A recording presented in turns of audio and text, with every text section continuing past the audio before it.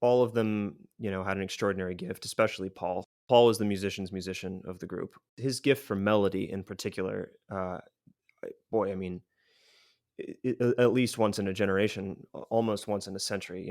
His ability to write these beautiful, beautiful, singable, but also somehow challenging and counterintuitive melodies that just sound like they've always existed, and he pulled them out of thin air. That's a big part of their genius for sure. These youngsters from Liverpool, England. Hello, I'm Jack, and you're listening to the Here, There, and Everywhere podcast, an interview show about the Beatles' influence in the past, present, and future across the universe and across generations. Welcome back to Here, There, and Everywhere.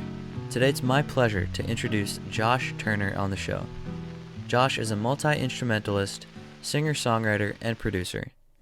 If you've ever been on YouTube, you have definitely seen one of his videos. Josh has over 500,000 subscribers, while his videos each have earned millions of views since he started the channel in 2007 at age 15.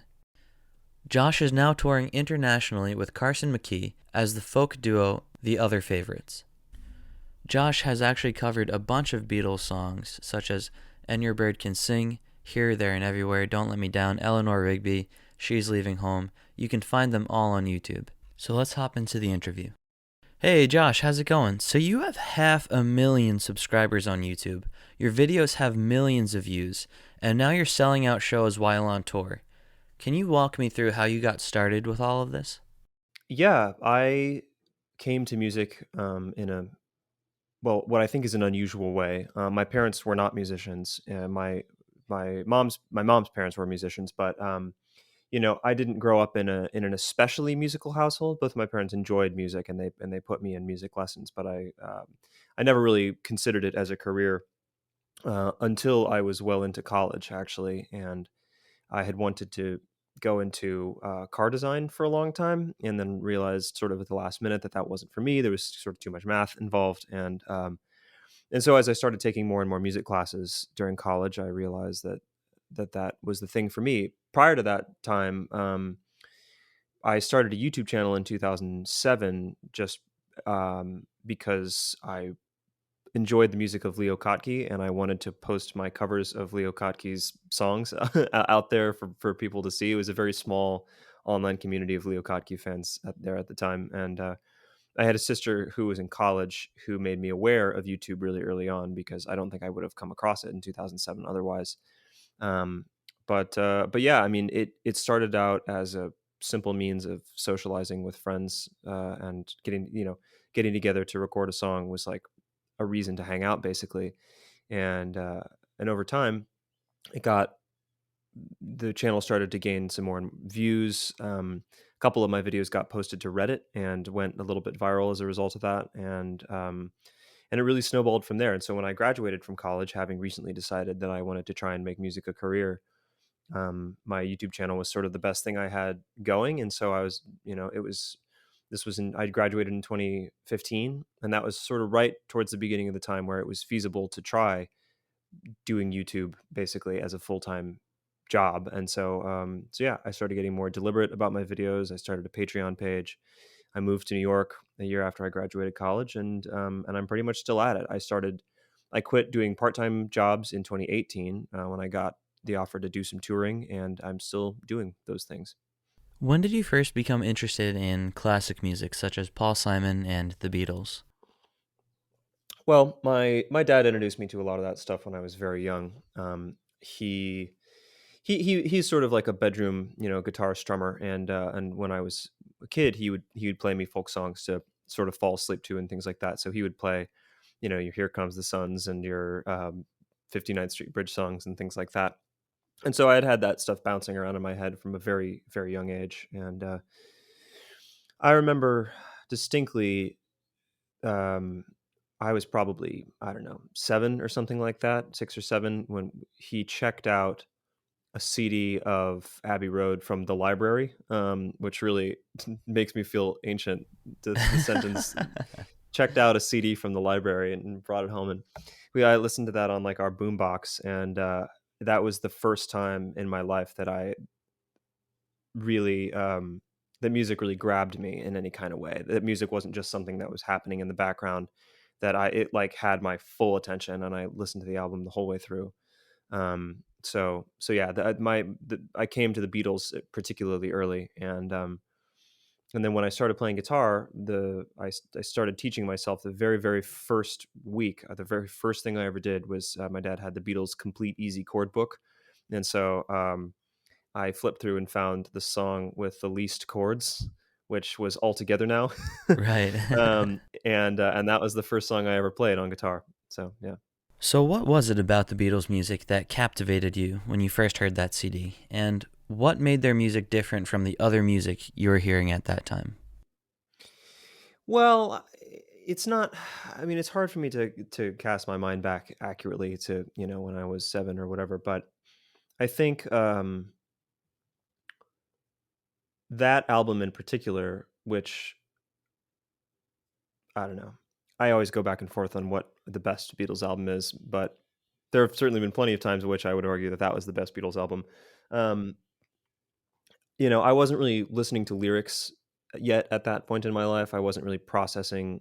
I didn't have the understanding of the world or the emotional maturity to be able to kind of process most song lyrics at that time, unless it was like Raffi or something like that. But even devoid of lyrics, there's just a sort of compositional element to that album. It's almost like a classical. Um, it's like a symphony almost. It's like how like there are themes that come and go, and how there's just so many sounds that are incorporated at different times, and there are some things that are like short concise ideas and some things that are long ideas, and I don't know, for some reason it was the perfect blend of ingredients to completely capture whatever it is that I was just beginning to respond to as a listener of music, and it remains that to this day. I mean, I think it's perfect. It's completely airtight. From especially from a musical standpoint. There's just no stone that was unturned Hmm. on Abbey Road, and that was my endpoint to the Beatles. I sort of did the reverse chronology from there. Have you ever felt ostracized or out of place amongst your peers specifically because of your interest in older music? The only time that I've ever really felt that way um, was as a young kid. I think it was unusual as an elementary school student, to be listening primarily to the Beatles and musicians of a similar time period. And there's a little bit of like middle school teasing that goes on about that type of thing. That I wasn't listening to the Black Eyed Peas, but was listening to like the one CD that had just come out or whatever. And Yeah, I don't know. But not really though. Like, because I had two older sisters who were fed a similar musical diet growing up to me, so they were, aware of all the Beatles stuff. And then when I was 14, I met my now longtime friend and musical collaborator Carson McKee, who I play in as a duo called the Other Favorites, and he was a similar sort of oddball to me, and so because we met in a public middle school where I think it was, you know, the degree of sort of like enforcement of social conformity is very high in eighth grade, and so to find another person who was not really concerned about that, and was just like, well, I like old music and that's just the way it is, um, was that was a I guess you could say a vindicating moment. And so from the time I was 14 onward, if nobody else, I at least had one other person my age who I could always talk to about the Beatles, about Dylan, who he's been obsessed with for a long time, and so on. And so yeah, I mean, it hasn't been a huge factor for me, but I just never really cared, because it was satisfying enough just to listen to it. When you met Carson, was that a moment where you felt like you met your John Lennon or your Paul McCartney when it comes to songwriting partnerships? And when you and Carson write songs today, do you two go about it in the same way John and Paul used to write songs together? Um, I think that I I certainly wouldn't have thought of it that way at the time. I don't think I would have drawn any so grand a comparison, as a 14-year-old, as to that would have been giving myself far too much credit to be like, haha, I am Paul McCartney and I found my John Lennon. But I do think that part of the reason that we've been able to work together for such a long time is because we balance each other out pretty well in terms of our creative approach and our relationship to music. In a way which I think there are some similarities to a John and Paul type situation. I we met in middle school. We were both totally self-taught at that time, and we would eventually then go on to college where Carson would study English and I would study music. And so the mold that we took on for a long time was that Carson wrote most of the lyrics, and that I did all the arranging and wrote a lot of the chord structures and things like that. And so yeah, I don't know. I mean, for a long time, I think it was actually closer to more um, like a George and Ira Gershwin situation, like almost like a Tin Pan Alley type thing than a John and Paul type thing, because for a very long time I was never bringing complete songs to the table. It was usually that Carson had a great lyrical idea with maybe some sort of rudimentary chords under it that I would then flesh out and turn into a fully realized song. But increasingly, I think it does look a little more like that, where I've been bringing more lyrics to the table. I've become at least marginally more comfortable with my own lyric writing ability in the last couple of years. So our songwriting doesn't adhere to any particular mold. For a long time, he was lyrics, I was music, but these days it's much more fluid. Have the Beatles influenced your life in any way aside from music taste? Um, yeah, I mean, I think aesthetically, just sort of capital A, broadly speaking, I I just love how many identities the Beatles went through when they were, um, sort of in their 64 to 70 heyday. And I've always just found that really freeing, that they were under a lot of like label pressure, and and they were producing records at an unbelievable speed, but they were just trying new stuff constantly. And that drive to try new things, and the way that they were sort of rewarded for their efforts of trying new things, because there was in the 60s, I think, as much as there is now, a lot of pressure when a pop artist hits on a successful formula to keep doing that thing. And back in the day, it might have been a label executive saying, hey, write another hit that sounds like the one that you just sold a million copies of. And now it's it's algorithms that are driving that, where it's just like, hey, you made a video of um, yourself doing a guitar cover of like a classic rock song, so now do another one of those, because that's what's going to get traction. um, but the Beatles were like, screw that, like, we're gonna do a record that has backwards guitar on it, and then a record that has Indian music on it, and then a record that that has a completely white album cover with no name. Like, so it's just like just like how unafraid they were to just be bold, and try new stuff is something that I really very much try and live by with my own artistic output. Josh, what's your favorite era of the Beatles? Is it the mop top Beatles? Is it the Sgt. Pepper phase? Is it the long hair hippie white album phase? um I think like 66 Beatles probably has to be my favorite. The sort of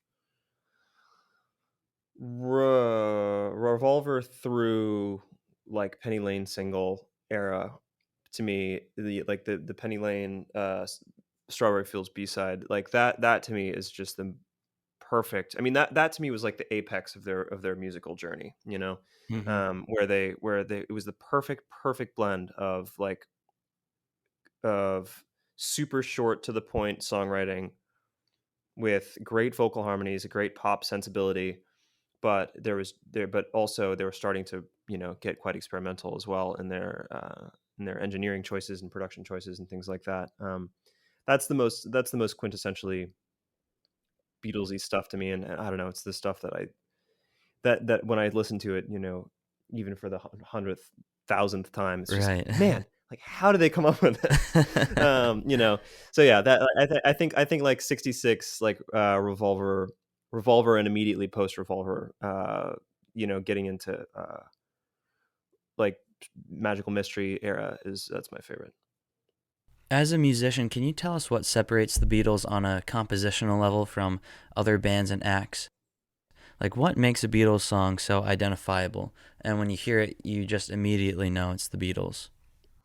Well, you know, this is a question that the answer to which, like, I think I would give you a different answer over time, and like, or I guess I should say, when I first discovered the Beatles, I would have given you a different answer than I will now, because I think that their musical genius as individuals is an important part of it, but it's far from all of it. You know, I think that all of them, you know, had an extraordinary gift, especially Paul. I mean, Paul was the musician's musician of the group. I think nobody would argue with that. And his ability, his gift for melody in particular, boy, I mean, at least once in a generation, almost once in a century. You know, his ability to write these beautiful, beautiful, singable, but also somehow challenging and counterintuitive melodies that just sound like they've always existed, and he pulled them out of thin air. Um, that's a big part of their genius for sure. You know, I don't think that most of their brilliance, at least for me, lay in their lyric writing ability as much. But that wasn't really their scene, though. You know, they weren't trying to be Bob Dylan. Um, and so yeah, so I mean, the sheer musical brilliance of them as individuals, especially Paul, is the first ingredient. The second ingredient is George Martin, because George Martin. I was listening to. There's a really great podcast called That '60s Recording Podcast. If you're familiar with that. You know, I actually haven't Um, heard that one. Oh, I can't recommend it highly enough. It also, they love discussing the Beatles, but it's much more from a technical sort of engineering perspective. And they were talking about how George Martin was a producer of comedy records for a fair while for the BBC before signing the Beatles, and how you know, you couldn't make the same joke twice on a record, and how there were a lot of sort of sonic gags and things like that. And he was coming up with innovative ways to make sounds for comedy records, and how that sort of experimental sensibility and sort of whimsical lightheartedness made its way into the music production work that he moved on to do. But I mean, you know, he wrote all the string orchestrations. He played a lot of the difficult piano parts, you know, which are huge parts of what makes the songs what they are. Right. And he was usually the one behind the glass saying, like, "All right, boys, like, there's take 27, but I think the next one's really going to be excellent." Um, like that he was the one who could sift through 30 takes of a song and say, okay, this one, that's the one that has the right feeling. You know, the value of that is not to be understated, and especially watching Let It Be or Get Back, which we can talk about more, you know, later. It's especially apparent how much there was for him to sift through. You know, how long it would take them to arrive at a complete version of a song. And so yeah, George Martin's the second ingredient, and then the third ingredient is the engineering. You know, especially Jeff Emmerich, and you know, to a lesser extent, Malcolm Toft, Glyn Johns, the other people who became involved later on. Who, you know, John would be on acid and say, like, I want it to sound like, you know, whatever insane thing that I'm picturing right now, and they would just figure out a way to do it.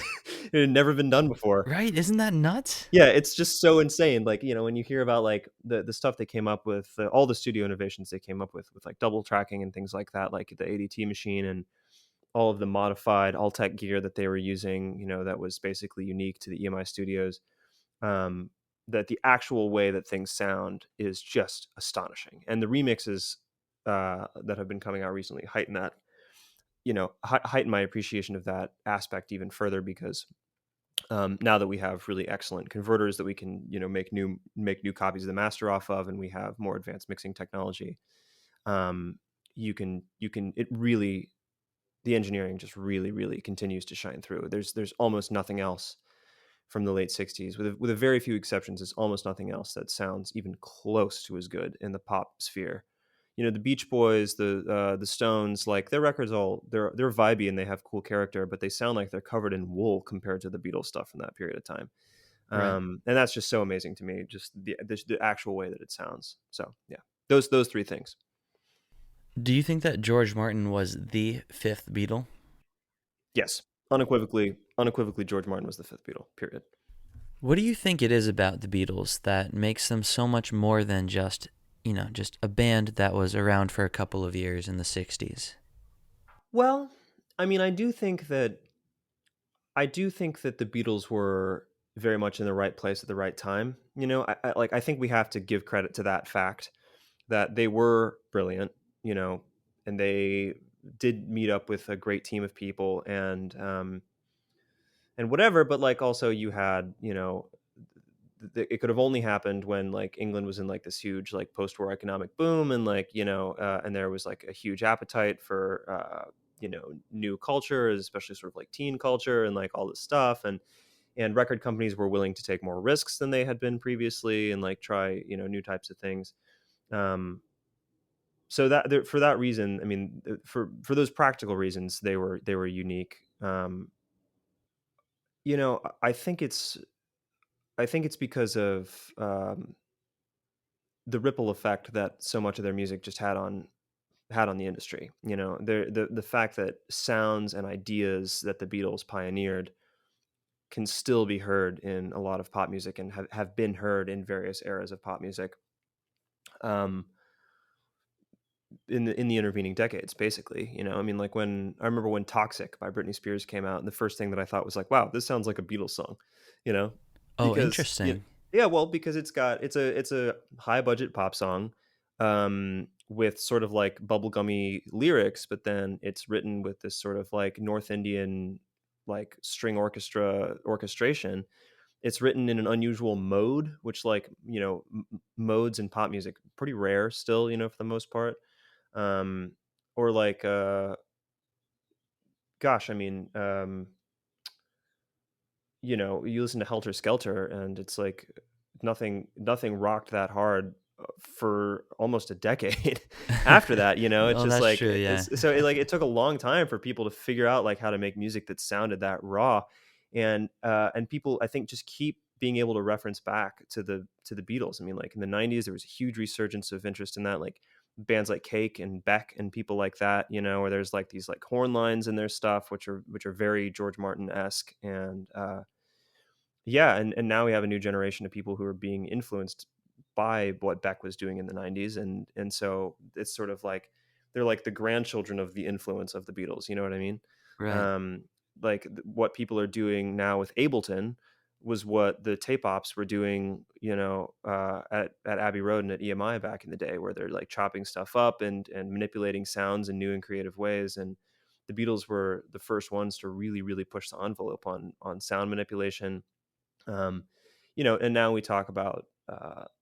I always kind of chuckle when I hear like usually baby boomers rail against like sampling and sample based music, because I'm just like, well, but what about like Tomorrow Never Knows? Like Tomorrow Never Knows was just a tape loop, with some verses over Yeah. it. And like, what is a tape loop if not a sample? Um, and so yeah, I don't know. It's all sort of it all just it's there's just an almost bottomless well of creativity for people to draw from there. And even if they don't realize that they're even if they're not drawing on the Beatles directly, they're almost certainly in some case drawing on somebody who did draw on the Beatles directly. So that's why I think it continues to have such a ripple effect. Josh, earlier you mentioned the Get Back documentary. I would love to hear your thoughts about it. So I have to admit, I've actually only seen the first two segments of it so far. It's A so lot of people I talk to have only seen the first two segments. That's really interesting. it's so long, It is. that even as a devout Beatles fan, like, and I want to give it like my full attention. Like I want to sit down in front of a TV with like good speakers, like lights off, like bowl of popcorn, like let's go. Right. And so it can be difficult to make the time to watch, a Lord of the Rings trilogy length, experience of Yeah. that. But so yeah, I watched the first two, and my impressions were, I mean, overall, I obviously loved it. I'm so glad that it exists. It's an incredible historical record. And the thing that caught me immediately and perhaps most strongly is just the quality of the audio and video is extraordinary. The fact that you could get grainy 16 millimeter film into that was shot in 4:3 now into 16:9 glorious 4K. And the sound is even more amazing because apparently they developed some sort of like machine learning AI to be able to pick out the Beatles' individual voices and then remix it off of a piece of mono tape, which was recorded, through like one AKG dynamic mic that was just over their heads through like a Nagra recorder, that like whatever. It's amazing. It's a huge technical feat, I think, first and foremost. I wish it had been filmed during one of the albums of theirs that I enjoy more. Right. I think that they put such enormous constraints on themselves, such enormous limitations to do Let It Be, which I didn't really realize until I was watching it. So it's interesting in that regard to see. It's like, oh well, this is why the record sounds the way it does, is because they put themselves under a crazy amount of pressure to write and record something in a super short period of time, and then have it culminate with their first live performance in ages and ages, all with no clear leadership, right? Because I can't believe I'm blanking on his Oh, name. Brian Epstein. Because Brian Epstein had just passed away. So under those circumstances, the record actually makes a lot of sense, but it's still not my favorite. It's still not as cohesive. I think the writing's not as strong, and it's not as sonically creative as most of their other albums. But even despite that, it's fascinating. It's fascinating to watch Paul just come up with hits, on the spot. And it's fascinating to see their dynamics, play out, and it's fascinating to see the narrative pretty conclusively rewritten about uh, how toxic their relationships were or weren't at that period of time, like what Yoko's involvement was with everything. And yeah, it's fascinating. I think they could have tightened it up a little bit personally, but I also understand that they kind of had one shot to make it and get it right, and I would rather them have included maybe more than was necessary than less, so that's how I Hmm. feel about it. Which album do you wish that documentary took place during? Sergeant Pepper, definitely Sergeant Pepper. Oh, interesting. Yeah, Okay. it's not my favorite album, but I think it's probably, I would say that it's their most important album from like a cultural legacy perspective, just because it pushed the boundaries so much and is the most sonically adventurous. Do you have a favorite Beatles album? It always changes. Which is it right now? Probably Abbey Road. Probably Abbey Road. But it was the White Album for a long time, especially with the 2018 remix, which I think is outstanding. And then it's Revolver sometimes as well. You know, a moment during the Abbey Road recordings, which I would have loved to see in a documentary film, is when John, Paul, and George were recording the 3 guitar solos for the Yes. song "The End." That would have been Oh incredible. man, yeah, that would have been Can't great. believe they missed that one. Yeah, yeah, and one of the only stereo drum recordings of Ringo ever made. Really? Oh, I didn't Yeah. know that. hmm That drum solo blows me away every single time. So, Josh, what are you up to now? What kind of projects have you been involved with recently? Um. So my wife Kelly and I are a creative team at this point. She does all the video for my YouTube channel, and she handles a lot of the sort of admin side of things. But we also just sort of cook up projects together. And so what we're working on right now is a an album and video series for the channel that we recorded last August and September. We took a road trip around the whole country, all the way to LA and back, and we filmed a dozen YouTube videos with collaborators in different cities along the way, in different genres and different configurations. There's a classical guitar duet. There's some sort of like aughts, like early aughts indie rock covers. There's a jazz standard. There's an old country tune.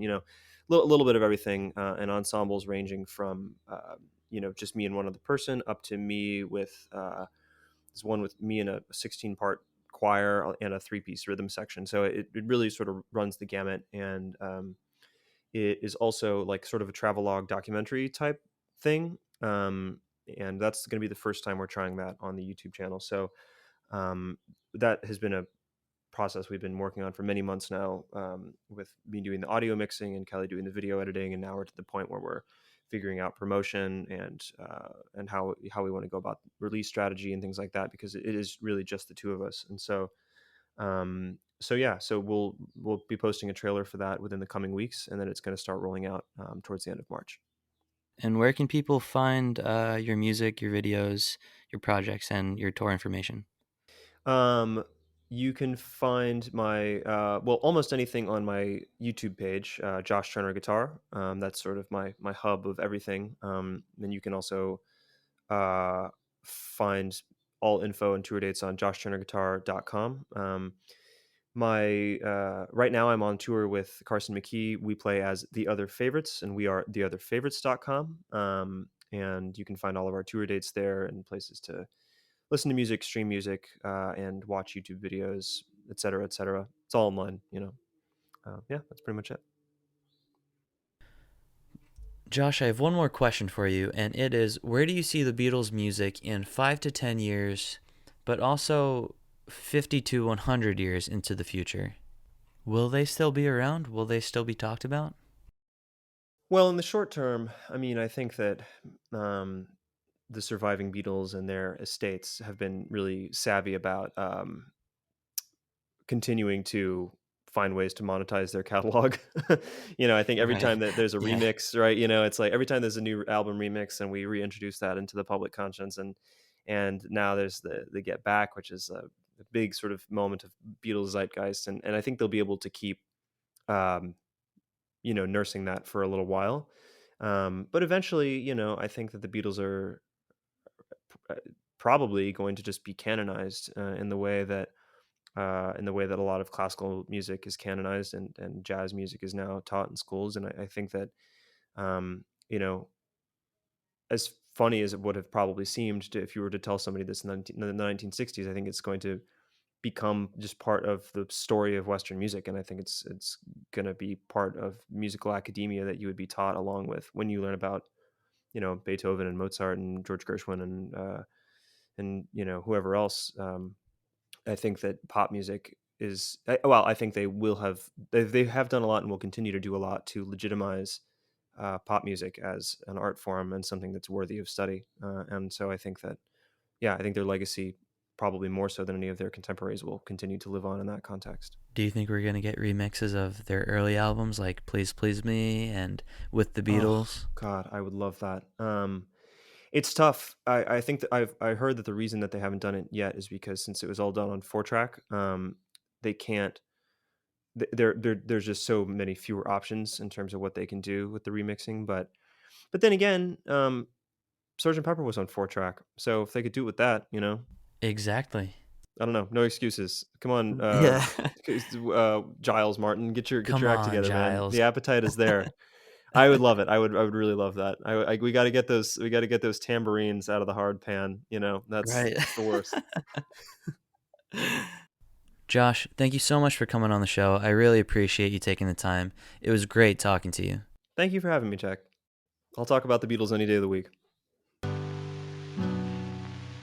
Thank you all so much for listening to another episode of the Here, There, and Everywhere podcast. I'm Jack. Today's guest was Josh Turner. Please, please, please go check him out on YouTube. Subscribe to him, Josh Turner Guitar. Listen to his band, The Other Favorites. They're very good. Listen to the song The Levee. I really like that one. If you like the show, subscribe. Make sure you're following it. Leave some ratings, leave reviews. Follow us on Twitter at Beatles Earth. We just passed 60,000 followers the other day, which is a pretty big number. And yeah, I appreciate all the support. And let us know who you want to have on the show next. See you next week.